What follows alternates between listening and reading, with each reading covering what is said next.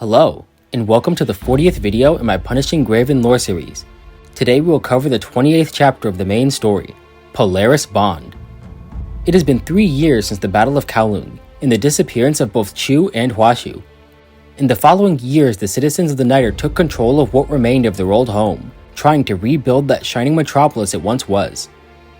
Soon, secrets from the past, threats from the present, and questions from the future will all converge in this city steeped in history, shaping Kowloong's destiny forever.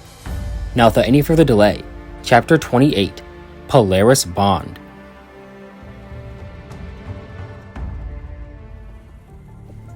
Following the battle for Kowloong, the city was placed under the management of the Niter and Kowloong crew, and in order to broker a deal, Polaris was invited to Babylonia for negotiations. For the past 3 months, Schultz has experienced numerous cyber attacks, and even though the Science Council ruled out Huaxu as the culprit, they can't completely ignore it given their past history. Even if this wasn't the case, neither Polaris nor the Niter have any information on Chu or Huaxu's status. However, to the surprise of many, Collins proposes that they accept the deal and support Kowloong, seeing it as an issue of morality to aid their fellow humans, and to his utter shock, List agrees. 5 hours before the meeting, Heng met with List to discuss a recent investigation by the Control Court. Following Schultz's computing power lock, they have been searching for any information relating to Schultz and the Science Council. While it seems like they are looking into Kowloong, their true aim is information regarding the Science Council that may involve Babylonia itself, with one of those topics being the highly classified Section 3. The reason List is telling her all of this is because he wants her to figure out what exactly the Control Court is looking for, since they might be after the same thing, and in exchange, he will support the proposal to aid Kowloong. As for the court's investigation, he tells her to seek help from Commandant and Asimov. After infiltrating the base of the Cradle hackers, Heng was contacted by Ballard. Before even the end of the Golden Age, he was compiling a report on illegal experiments conducted by both the Science Council and Kowloong, a massive collection of information connecting nearly every major project of the last 30 years. And now that report has made its way to Commandant and Asimov. From the machine consciousness experiment leading to the awakened machines, to the researchers of Project Winter, nearly all of them originated from the Science Council. Long ago at the end of the Great Depression, Dominic united the world's scientists into a single group, with that group becoming what is now known as the Science Council. After that, everything progressed as normal, but one thing still doesn't sit right. This report contains everything stemming from this root that is Gestalt, yet conveniently everything involving that root has been left out. One of the few notes they have is a transfer order, listing the redacted name of the Kowloong scientist who led Section 3. As Huaxu's creator, Villiers seems like the obvious choice, but Heng will do her own investigation within Kowloong, and if that doesn't work, she will seek help from Chu. The two are shocked to hear Chu survived, and that Huaxu is still in her possession, but their first priority is the passing of the Kowloong support bill. Heng's only 2 conditions for this document are to ensure the Niter passes the court's investigation, and to hold off on publication until the situation within Kowloong is resolved. And with these in mind, their plan is set into motion. Due to the factions within Kowloong never seeing eye to eye, many are surprised to see List agree with Collins of all people. Before the result is solidified, Asimov asks for Gestalt to perform an independent assessment of the bill, and to their shock the proposal has its full support. In Gestalt's term, full means 100%, a complete and total necessity. 1,100 miles off the coast of Kowloong, a girl in a green hood looks at the city in the distance. Her aim is to understand, to learn and to grow, and now that she's found an appropriate teacher, it's time for her lesson to begin. It has been 3 years since the Niter returned to Kowloong, and in that time some measure of normalcy has returned to the city. People have rebuilt their homes, businesses are thriving, and Kowloong has become the most reliable shipper on the planet. On a quiet afternoon, a man named Ma goes about his daily business as an average citizen, living a simple life with his granddaughter Zesher. He visits a group of old friends, excited to plan out the details of his 80th birthday. While in the middle of their discussion, a nearby alarm terminal starts broadcasting, telling citizens to return to their homes for safety. When he arrives back at the main house, it's not too long after that Zesher throws open the door in a panic, relaying a simple yet terrifying message: Kowloong is under attack. Just an hour earlier, Polaris was relaying the results of her meeting, the most significant of which was enabling citizens of Kowloong to move to the clean zone. For the people of Kowloong, they never considered themselves refugees. They take pride in living in their ancestral lands where so many fought, bled, and died to protect. It carries with it the weight of their history and the lives of over 640,000 people who call it home, so the thought of abandoning it for anywhere else is nearly insulting. To ease her stress, he joins the others for a routine patrol, and suddenly, with almost no warning, hetero creatures emerge from the sea. In an instant, they swarm the beaches, forcing Pulau and the rest of the Kowloong crew to retreat, blowing up tunnels to buy time. With Zesher's arrival came another announcement, giving the citizens two choices: relocate to the clean zone, or hide somewhere safe within the city. Following this announcement is utter chaos, as people scramble back to their homes or to the port for evacuation. Hearing this, Ma tells her to have Chow Fong prepare 2 spots for them. They are getting on that ship. As a former soldier, he is well aware of the price war demands, but what's waiting for them outside is no war. Hetero creatures are dozens of times stronger than normal corrupted, and nearly impossible to kill so long as the virus is present. The flesh and blood Kowloong crew can't even handle light combat without rotting from infection. In anger at her refusal to leave, he tells her to go, and the explosions overhead brings with it the reality of what he had just done. While out in the streets looking for Zesher, Ma encountered a group of medics stranded within the crowd, and being unable to get in contact with headquarters, he escorted them directly.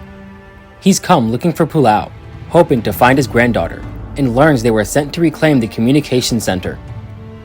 2 hours. It has only been 2 hours since their first encounter with the hetero creatures, and in that time they have broken through every defensive line, bringing them within 5 kilometers of headquarters, and since then they have also began experiencing a strange signal jamming, preventing them from reaching the outside world. Meanwhile, Pulau and her group have managed to reclaim and reboot the communication center, having received help from Han Ying, and with it restored, Babylonia receives their call for help.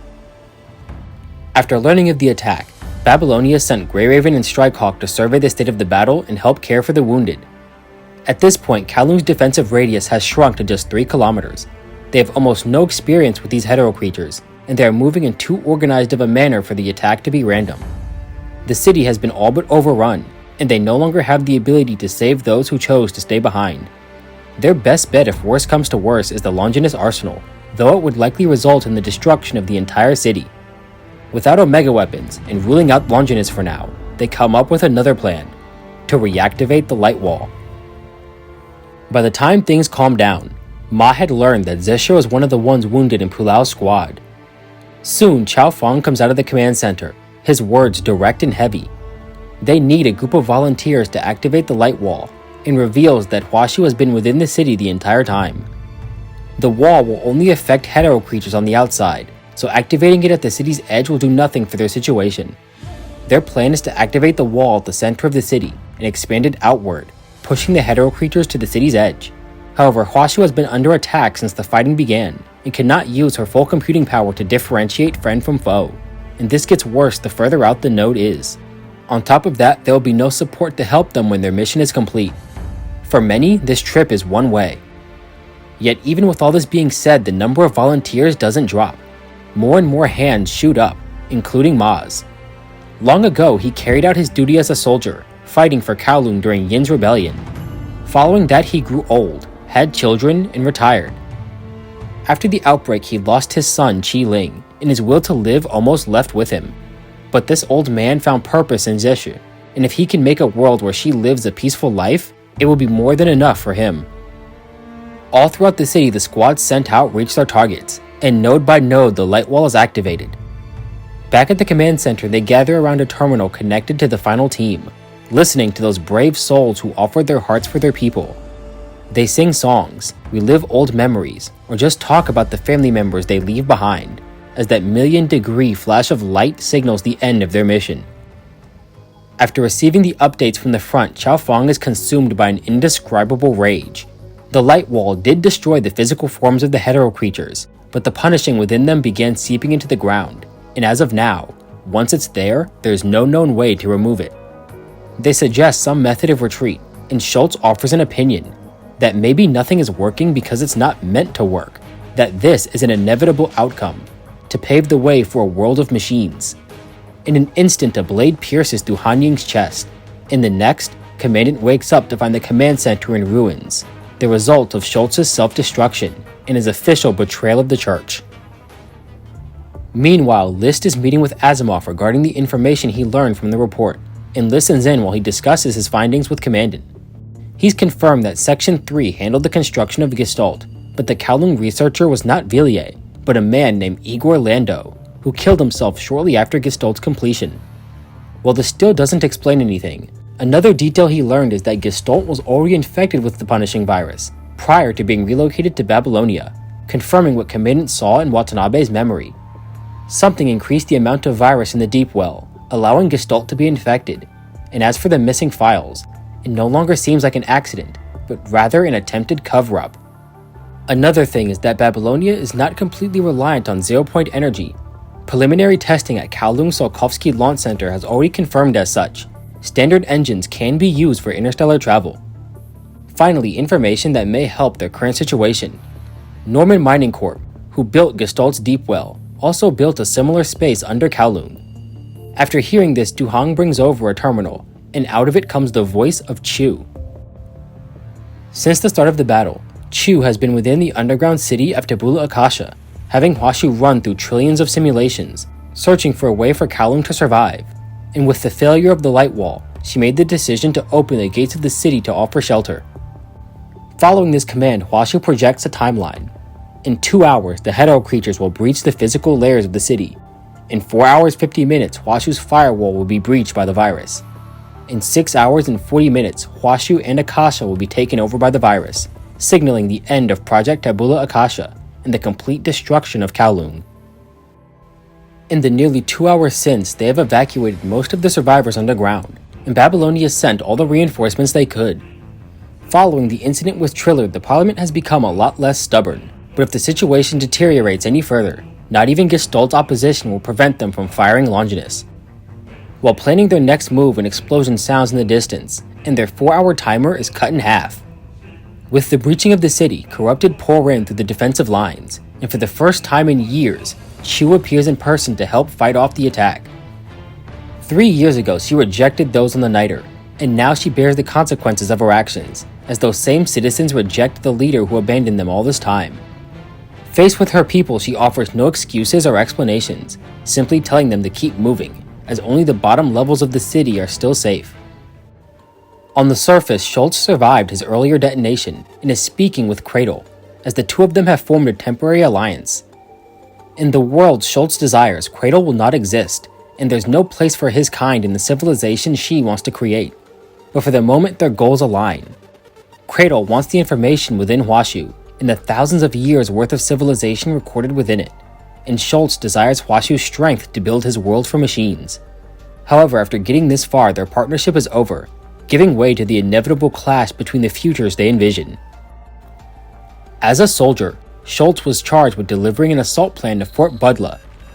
The night before he sets off, the front line is attacked, and that is the last memory he had before waking up in a POW camp. Within that camp, he met his commanding officer, Lebowitz, and learned of his unit's disillusion. As the years passed by, he got adjusted to spending his time at the camp, and forgot all about that odd but brief encounter. One ordinary day after waking up in the barracks, he found the camp in the middle of a bombing raid, and as the camp was consumed in the flames, so was he. But is this really the end? After all, it's nothing but a story. There are 35 minutes until Huaxu's firewall is breached, with the remaining citizens having been relocated to the central control room. Suddenly a disturbance ripples through the crowd, and following that, a gunshot. Yin, Chu's long-banished older brother, now stands before her once again, a gun pointed at her forehead. Under her leadership, Kowloong has fallen into disarray, so he demands Huaxu's authority, and with it he promises to drive back the hetero creatures and rebuild Kowloong into something better. To the shock of everyone, another bullet is fired, but not from Yin. Next to him is a woman, holding a world government anti-construct pistol, as Chu, monarch of Kowloong, falls to the ground dead. Some respond with anger. Some respond with satisfaction. Some respond with fear. This was her duty. It was the only way. At least that's what Du Hong tells herself. In Akasha, all of the dead end up in the same place, but with Chu gone, who will lead? Commandant's terminal lights up, and the others warned him of the incoming hetero creatures. All of a sudden, they change course and are now making a beeline for the command center. During the battle, strange figures began appearing, shadows of the dead uploaded to Akasha. In this city where the virtual and physical world intersect, they were given physical form, and they have decided to put their trust in Commandant.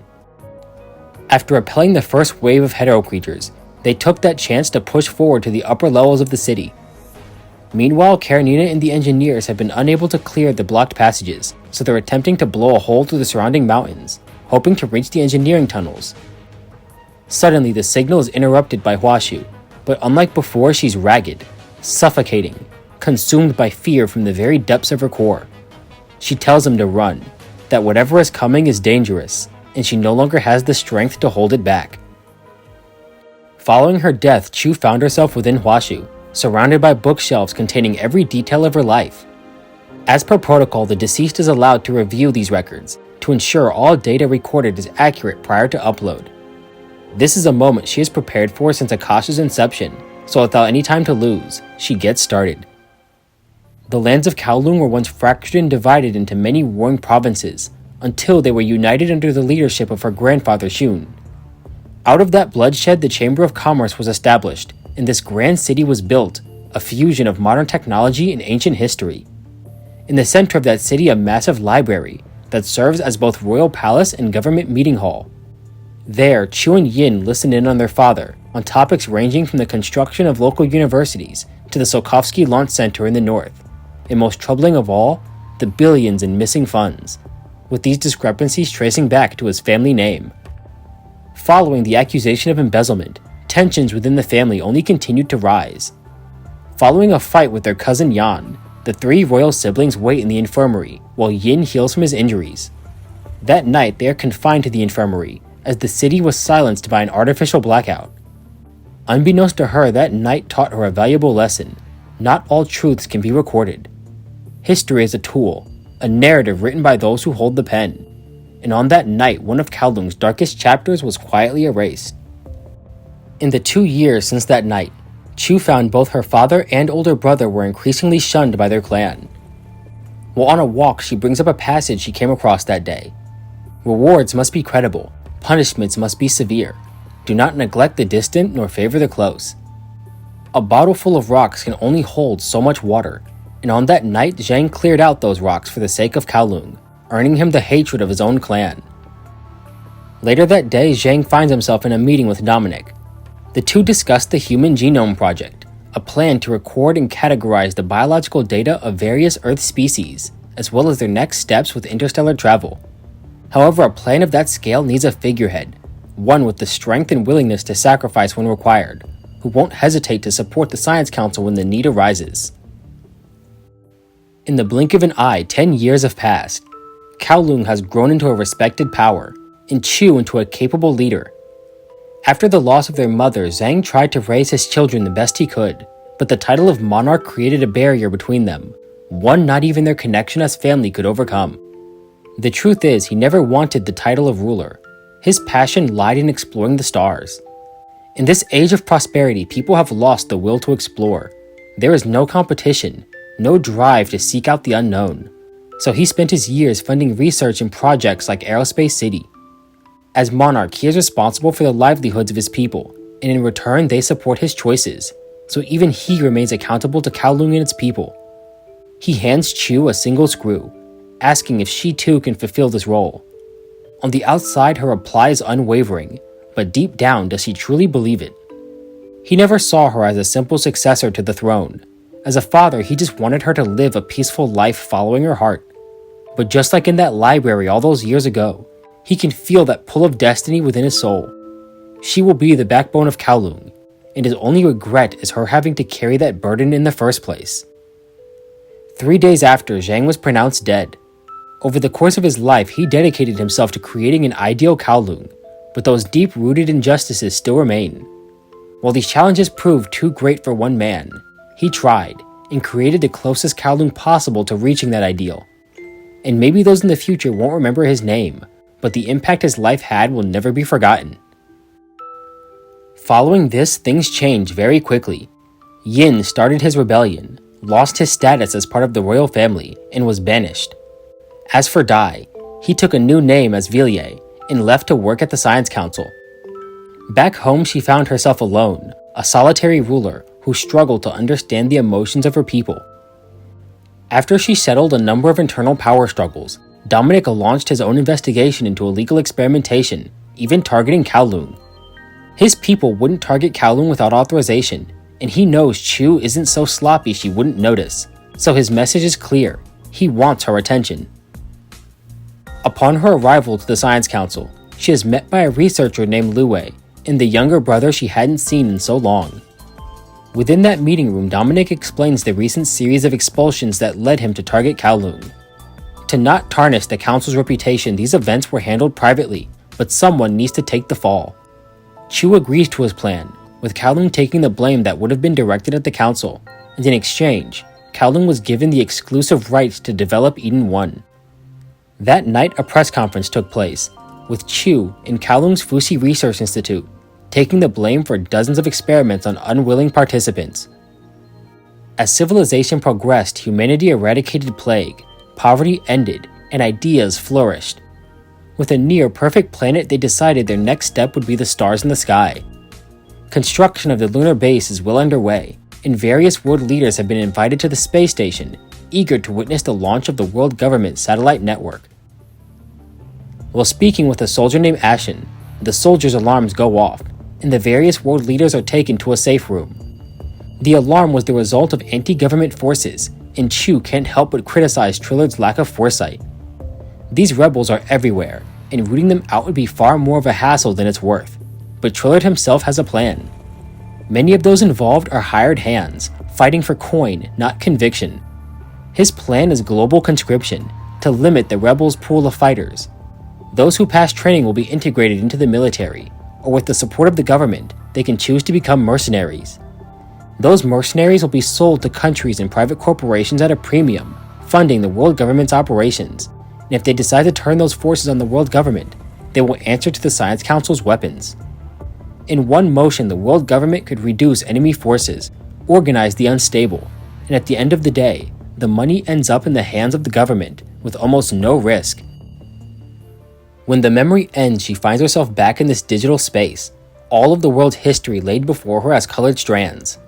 She follows the dark green line that is Kowloong, and at points it is replaced by the deep crimson of the outbreak. She follows that line further and further until nothing. No color remains, just a blank line stretching towards infinity. That is the end of Kowloong. Past that point, the future remains unknown. According to Huaxu simulations, her death was the best chance at Kowloong's continued existence, and even though she is here in Akasha, this place is not a sanctuary for the dead to continue living. Death is death. It is simply an end, and it cannot be deceived. Suddenly, the phantom standing in front of her vanishes, replaced by a pair of eyes, replaced by he who calls himself the Emperor of Machines. As a writer, Schultz spent his days in a dead-end job, working in a gloomy town, for a boss who couldn't care less. He takes a cigarette from his deskmate Schwartz, but today is not all bad. He got permission to clock out early. He walks through gloomy streets, past thugs and homeless children, eventually arriving at his home where he is arrested. Director Lue has charged him with murder, but he is an ordinary writer. How could he commit such crimes? He crosses out the last paragraph and starts again. This time in a factory, he meets a young woman named Helena, just in time for the end of her shift. Here in this factory, he strangles the girl, dumping her body into the metal scraps soon to be melted. Suddenly, there's a knocking at his cell door, as the guard delivers his daily meal. Now he has more than enough time to write. Although, does any of this really matter? After all, it's nothing but a story. With a sudden flash, Chu is thrown deeper into Huaxu. On her body, a new frame. In her hands, a new weapon. Within this hell, the past and future become meaningless. She fights countless enemies in a war that never ends. Within this space, anything is possible. She finds guns, swords, wizard staffs, and severed limbs. In the distance, she watches as bombs fall, as he searches the rubble for survivors. But even with all the strength she wields, in the end, she will always be powerless. When she regains her senses, she finds herself on the streets of Kowloong, when a figure dashing into an alley catches her attention. Pulao's parents were sent by Huaxu to guide her.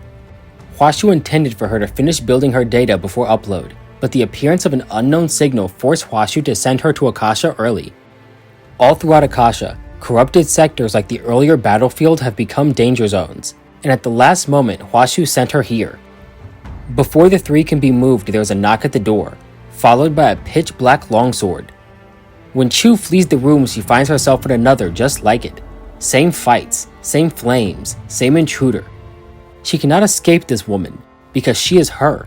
They are one and the same, a what-if scenario who took revenge on those who drove her father to suicide, who reforged Kowloong in war, who laid claim to the planet and conquered the stars. This version of Chu created the eternal Kowloong she desired so bad, yet nothing remained in that empty, dead world. With Huaxu's help, Jiaxi separates Chu and her altar, and with the last bit of her strength, she calls on Huaxu, and the world goes white. She wakes up to find herself in a library she's never seen, in a place she's never been. Since the start of the invasion, Huaxu has been expending all available resources to keep Accasha safe. Just like 3 years ago, she asks if humanity can survive, but unlike then, Huaxu has determined the future is now unpredictable.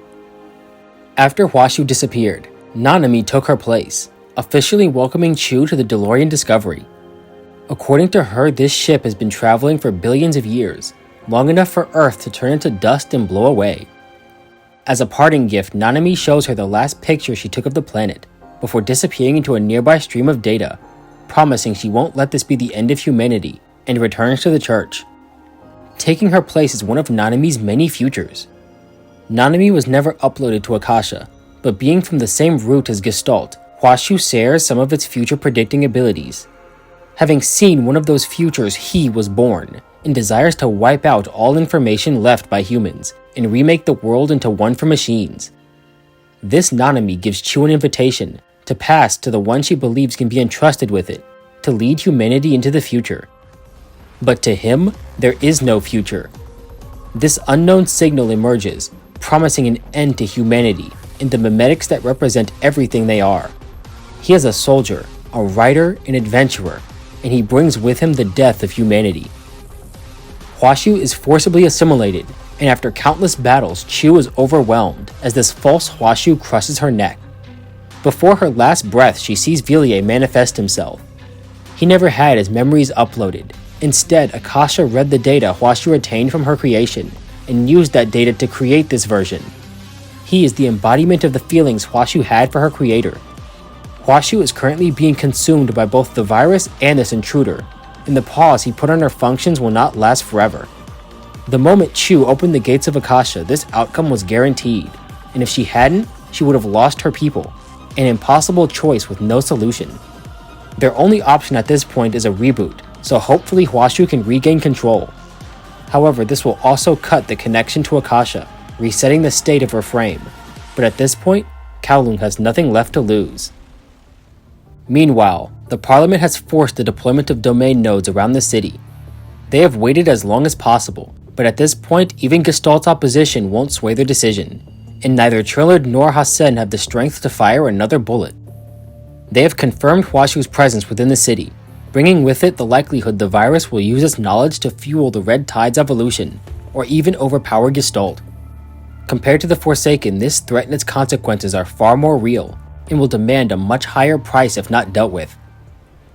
On the outside, Commandant has woken up, and finds the battlefield full of more data shadows, and to his surprise, Villiers is one of them. He explains the plan to reboot Huaxu, as it won't only help Kowloong, but Chu as well. Shortly after that, the scene devolved into near chaos. Kowloong crew soldiers, Babylonia constructs, hetero creatures, and data shadows all locked in combat. A little after he woke up, Asimov and Villiers were joined by Xavier, who offered his help after learning Han Ying was betrayed. This underground city is the core of Huaxu and Accasha, essentially a giant mechanical brain, and machines have their own way of cleansing themselves of the virus. With their own consciousness and internal cleaning programs, they can remove infected data. This is what makes the awakened machine so resistant. In terms of their current situation, the data shadows will act as Huaxu's consciousness, and having already left for the corrupted sectors, Chu will act as the cleaning program. While the three take care of rebooting Huaxu, Commandant will handle the front lines. Having been recalled from Kowloong, Dr. Igor Lando has returned to the Science Council to lead Section 3 in their latest endeavor, Project Gestalt. And during his check-in he encounters Villiers, who is assigned to his team. As the director for Section 3, he gives the young man a brief introduction. Sections 1 and 2 are regularly maintained, dealing with natural science and astrophysics respectively. As for Sections 3 and above, they are established temporarily to handle tasks the other two sections cannot complete on their own, and when those tasks are completed, those sections are dissolved. Their goal is to create an adaptive, self-iterating, self-learning AI, one that will manage, plan, and direct nearly every facet of human life for the foreseeable future. In short, they will create a god. To celebrate Lando's return, the other department heads gather to throw a party.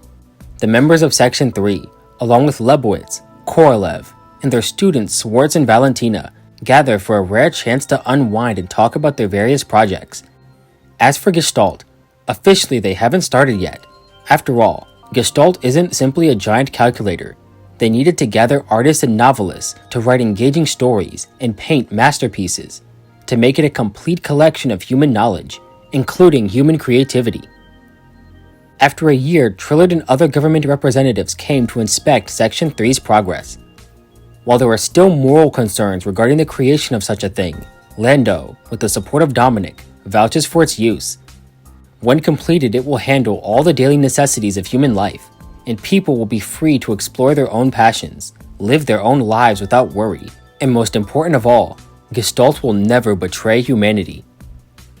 As time passes, the project nears completion, with Lando being sent to the space station along with Korolev, Schultz, and Valentina to link Gestalt to the world government satellite array.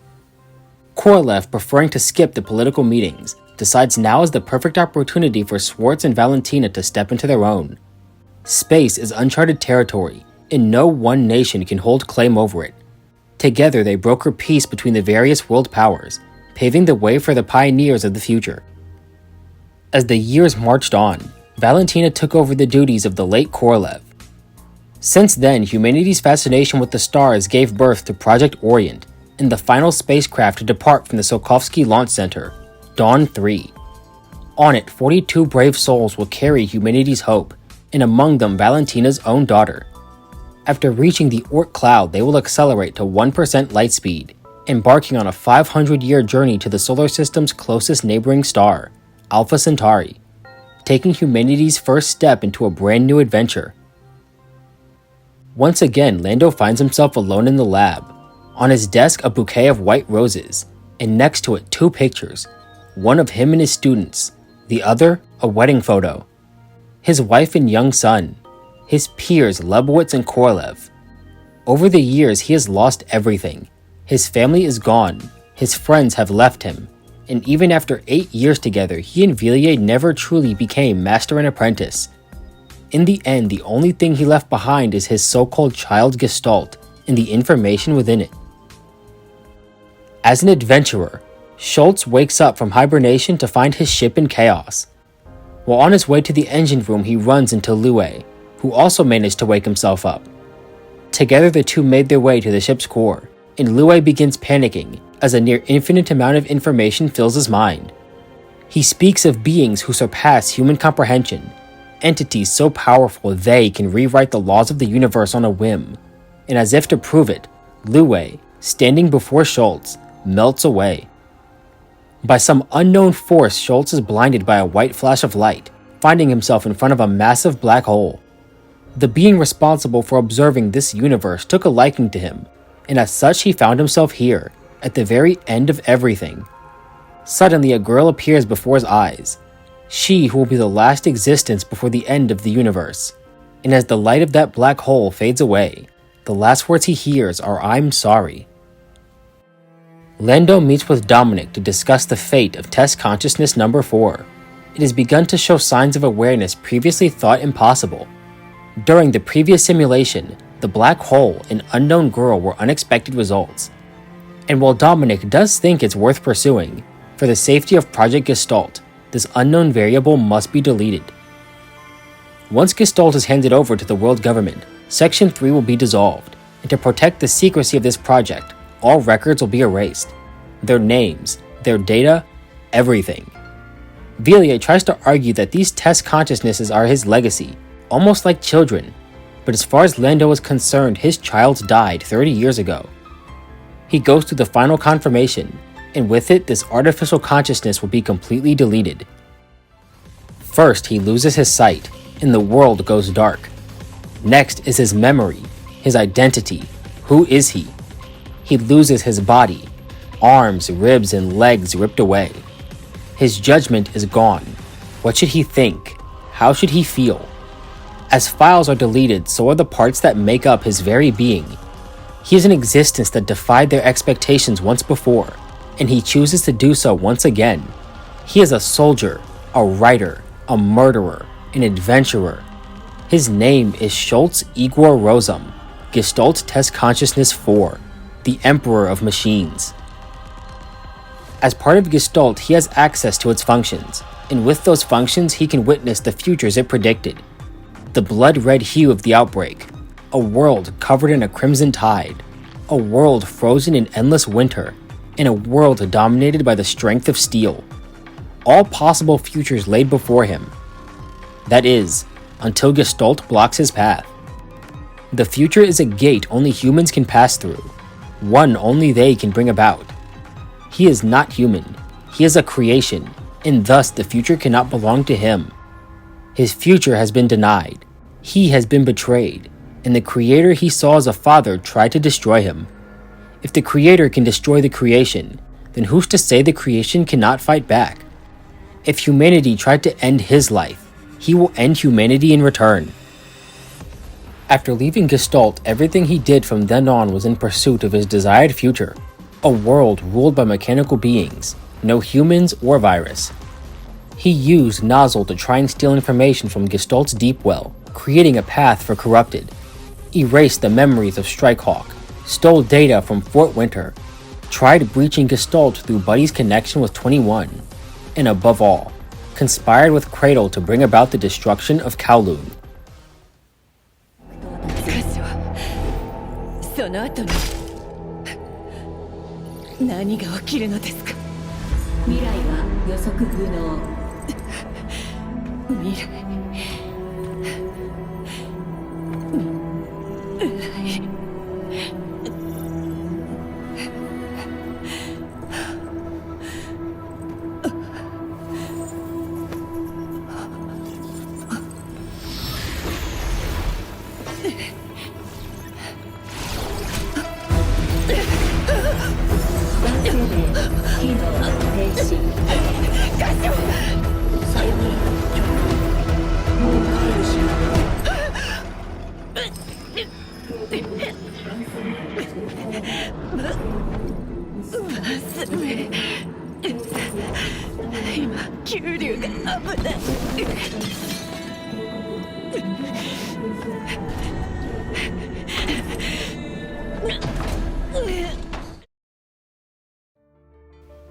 Normally, when a consciousness is uploaded to Akasha, it can never be reloaded. Writing consciousness data is a delicate process, and to counter the risk of manipulation, everyone uploaded to Akasha is labeled as dead. Even if someone was reloaded, they would be torn apart by their desire to live and the impulse to die. When Chu woke up, all of Akasha was consumed in war. She spent lifetimes within Huaxu, fighting off Corrupted and looking through possible futures, but in every single one, Kowloong burns. She searches through streets, wanders through ruins, and finds a single blue-haired girl injured on the side of the road.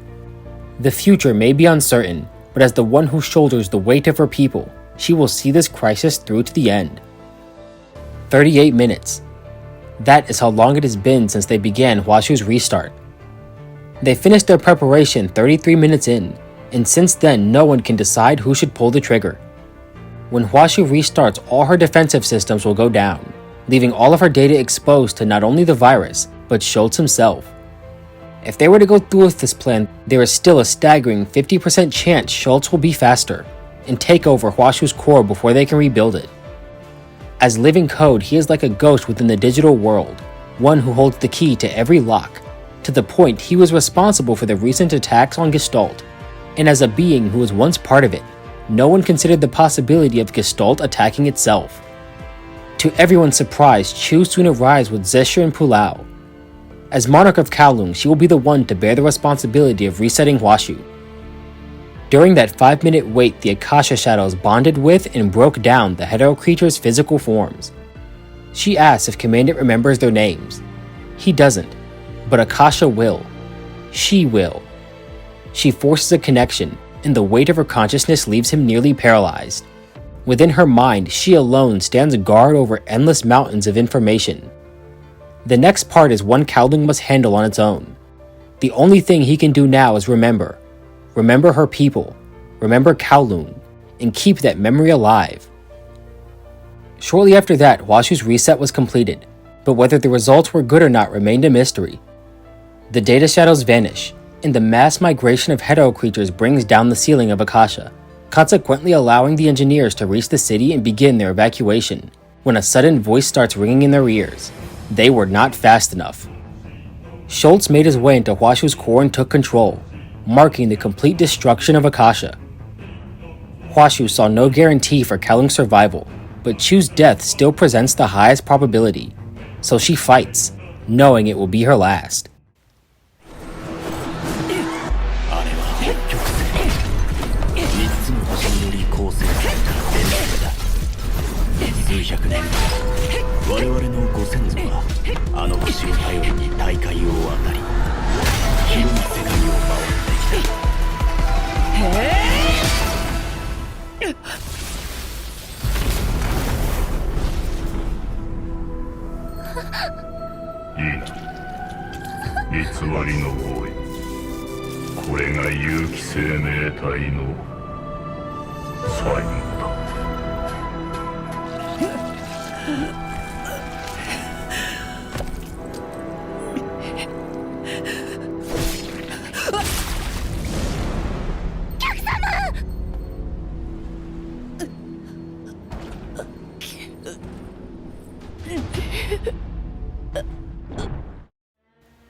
After that, she finds herself floating in the ocean of her mind, staring at a sea of stars, and among them one shines the brightest, Polaris, a solitary beacon that guides her people forward. Kowloong is not the stars that light the sky. Kowloong is the darkness that binds not only the dreams of her own people, but everyone, and allows them to shine. Long ago, she herself lit that torch when she declared the start of Project Tabula Accasha and cast the first vote in favor of Project Eden.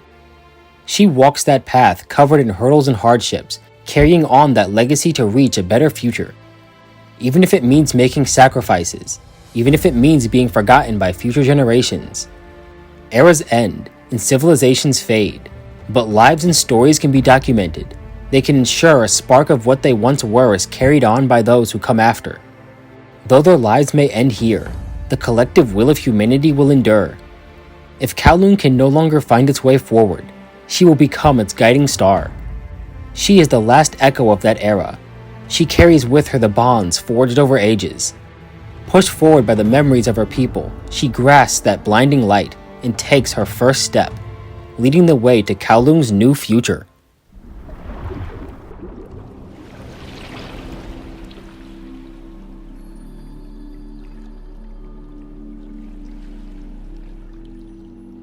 Kyoku, 3つの星の中でも最も輝いている星のみ。他の2つのところからあまりにも遠く離れている。430光年の距離だ。遠い。あまりにも遠すぎる。故にあの星は独歩し照らし続けた。その輝きを人々の目に映すために、人々の進む道を照らし導くために。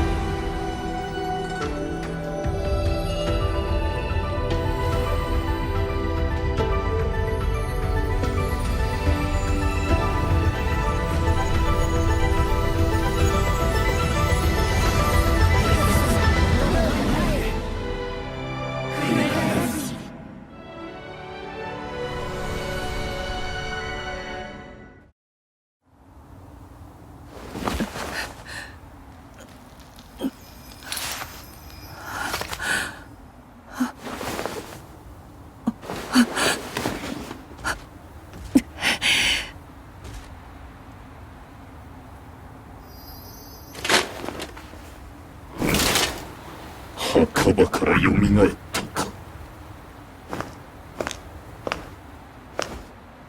いいえ、ここはあなたの墓場です。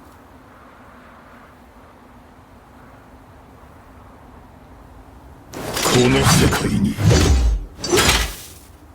王は二人もいらねえ。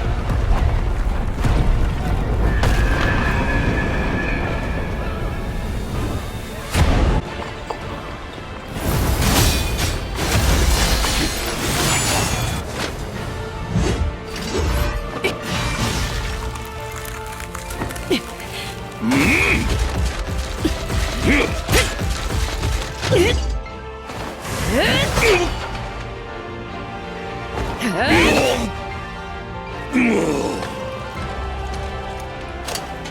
う遅い。この旧世界の道連れにしてくれよ。この爆発は。貴様らは古の亡霊だ。何故消えぬのだ。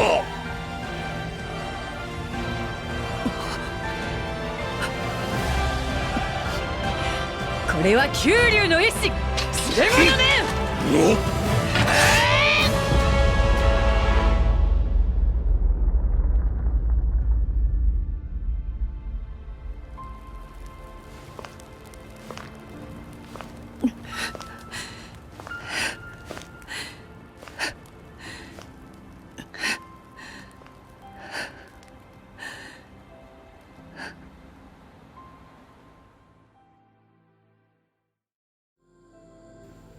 452. According to what she had seen, Kowloong and Project Tabula Accasha should have ended at 4:52 this morning. Yet here they are, at 6:31. With time to spare, she decides to answer Commandant's questions.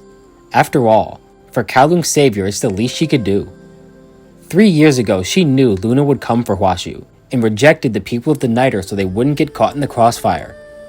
After losing, she had to adapt, and allowed Gabriel to take Huaxu, to coax Luna into attacking Gestalt. Huaxu predicted the best outcome for Kowloong was either this or Luna's death, and if Luna did succeed in bringing down Babylonia, it would prove humanity could go no further. She opens her hand, and in it is a memory card. The invitation she claims is from Dominic, although she was surprised to find them taking the form of Nanami, likely because they aren't connected to Huaxu directly. Despite their numerous interactions, in her time Dominic was more of a symbol than a single individual, and they often retained a professional distance, so what this invitation really is remains a mystery. With the Babylonia transports arriving, they decide to leave the rest of the questions for another day, and as the sun rises, for the first time in a long time, Chu allows herself to smile. After the hetero creatures retreated, they found most of the city was virus-free. In terms of the critical infrastructure, only around 10% was damaged, so with support from Actalic and the Forsaken, normal life returned fairly quickly. 2 days later, Chu was invited to speak at the parliament. She places a single screw on the podium. When the first of these screws was turned in the construction of Eden II, they called that period the Golden Age, when people were willing to sacrifice anything for a common goal, rather than selfish ambitions. However, the Babylonia of today has strayed too far from what Trillard envisioned. But even so, Kowloong will cooperate, for the sake of the united humanity he once dreamed of. With the end of her speech, Asimov takes his stand to present his report, a comprehensive list of illegal research violations by the Science Council, Corono, and world government. After the report was made public, the credibility of the parliament took a massive hit, but they have strayed too far from Trillard's vision, so such a heavy-handed method was needed to bring them back. With Huaxu and Akasha no longer functioning, Kowloong has quite a long road ahead, but surely one day it will rise again, stronger than ever. Meanwhile, Lesti and Ishmael dig through Asimov's report, stumbling on a record of Chu's frame. Everything in the world is composed of information, and this holds true for even the virus. The same way energy is conserved perhaps also applies to information, meaning the only way to remove the virus is to replace it with an equivalent amount of information. Somewhere out in the wilderness, Schultz survived his supposed death and was soon found by Nanami. He too understands the revelation she received. Everything in the universe is information. Human DNA, souls, and even the punishing virus. The only difference is how that information is expressed. He witnessed it firsthand when the information of the dead within Akasha cleansed the virus and saved Chu's life. With Xavier's help, she now knows his past, but he too knows her future, the lonely girl at the edge of the universe, and can't imagine why she would choose that over a world of machines. And of course, her answer has remained the same since the very beginning, because she loves humans. It seems humanity has hit a milestone 32 years in the making. They finally realized the essence of the punishing virus is information. Dominic did say the solution to the mimetics was in Kowloong, but Tabula Accasha is not yet complete, and only the totality of human information can counteract mimetic pollution.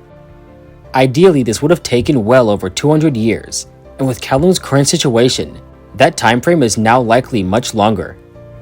Gestalt's faith lies in the awakened machines, but that plan won't bear fruit for tens of thousands of years.